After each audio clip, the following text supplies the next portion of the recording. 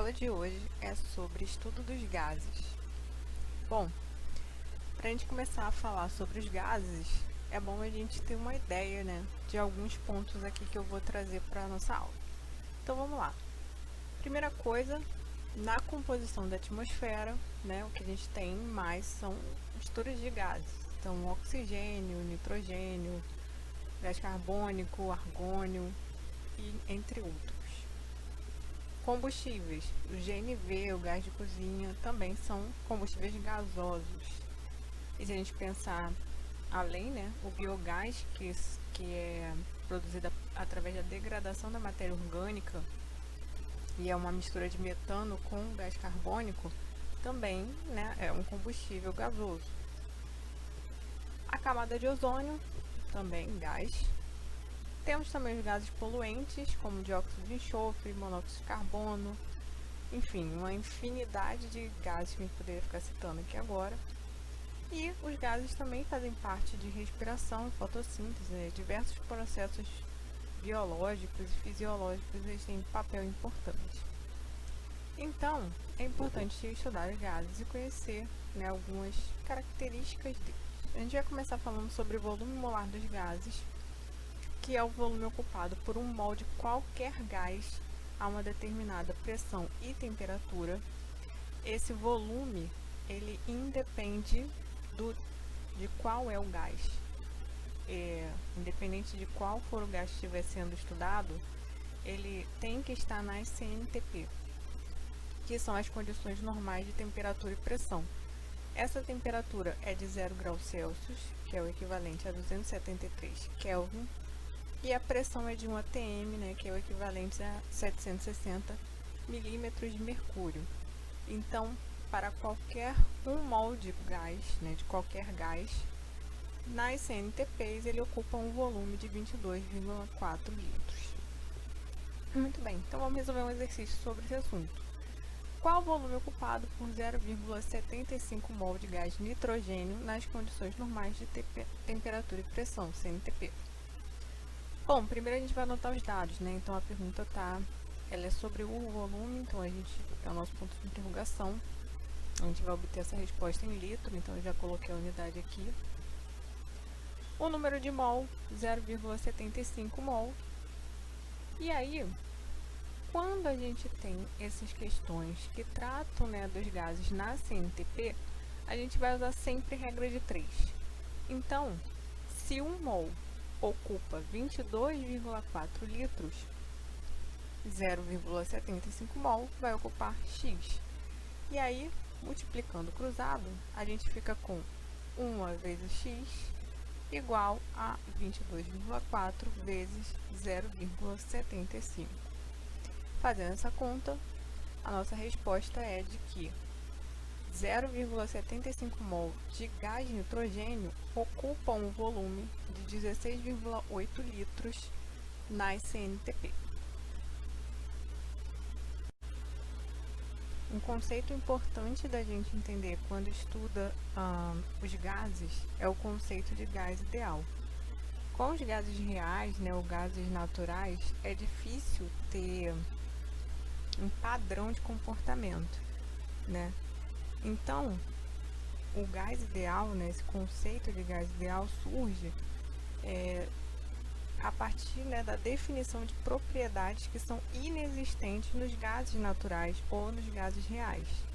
E essas propriedades, elas só são alcançadas, você só vai ver um gás se comportando dessa forma quando a pressão for bem baixa e a temperatura for bem alta. Então, dadas essas duas condições simultaneamente, é o que se projeta para o comportamento de um gás próximo do que seria o ideal.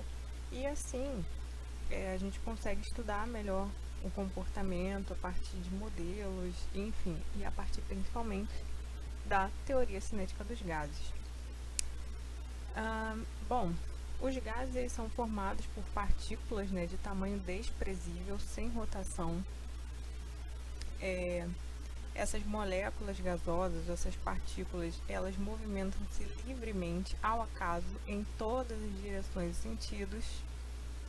A velocidade dessas partículas depende da massa, né? Então, portanto, vai depender da natureza desse gás. A força de interação elétrica deve ser nula.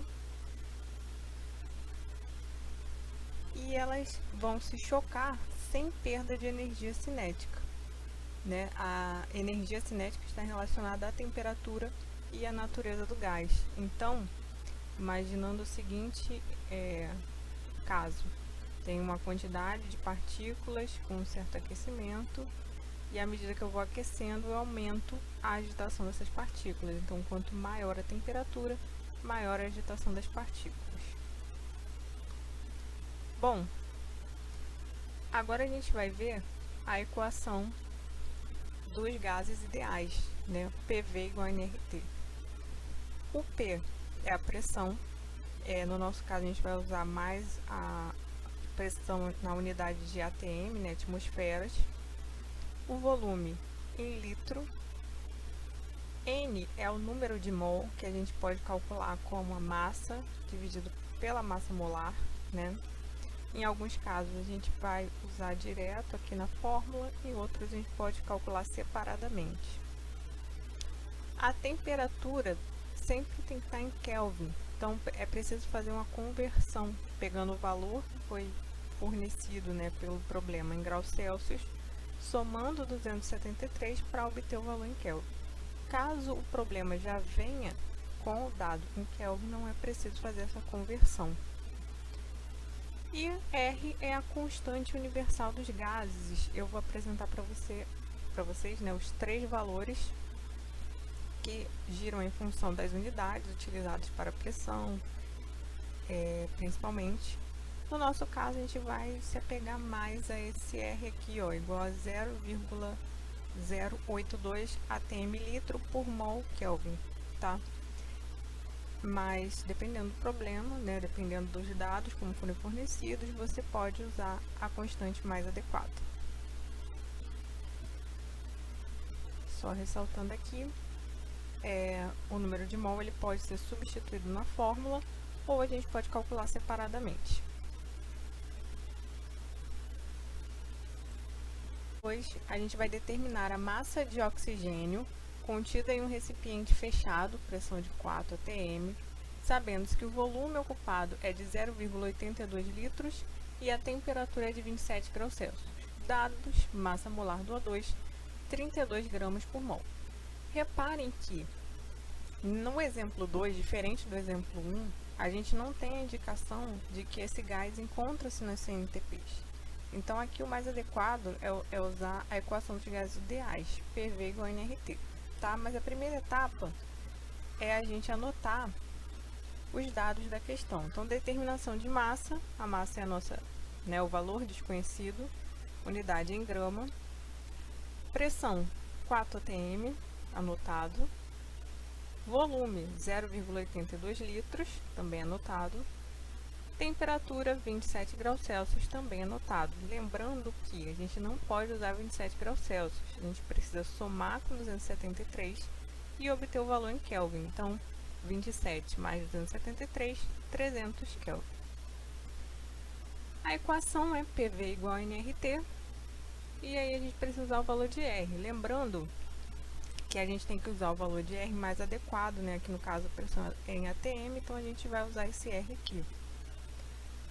Bom, fazendo as devidas substituições, pressão 4, multiplica o volume, 0,82, é igual a N a gente não sabe, R já coloquei aqui, e a temperatura 300. Multiplicando esses dois aqui, a gente tem 3,8, e do lado de lá, 0,082 vezes 300 dá 24,6.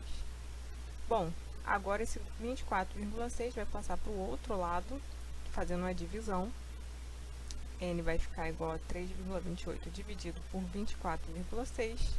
N fica igual a aproximadamente 0,01 mol. Está resolvida a nossa questão? Ainda não, né? A gente só precisa achar o M. E aí a gente vai para uma segunda parte, que é usar aquela formulazinha pequenininha. N é igual a massa sobre massa molar. Afinal de contas, o dado de massa molar está aqui e até agora ele não foi usado. Então, vamos substituir. O N a gente já sabe, 0,01. A massa é o que a gente precisa calcular. E a massa molar a gente já tem o dado fornecido aqui no próprio problema. O 32, que inicialmente está dividindo, passa para o outro lado multiplicando.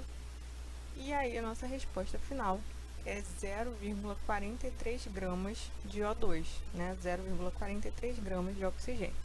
Então, olha que interessante.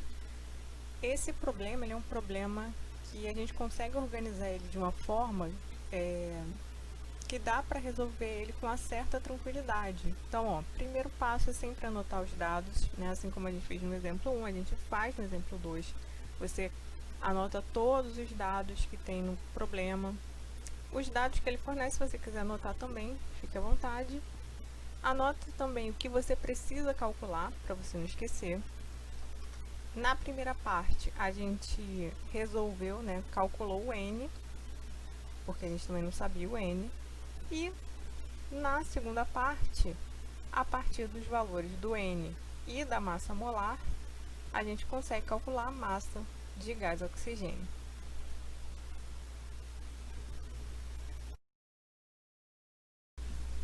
Por hoje é isso. Se você gostou desse vídeo, deixe o seu like, inscreva-se no canal para receber notificação dos próximos vídeos e quando você estiver estudando, se você precisar, pause o vídeo, leia os slides com calma e até a próxima.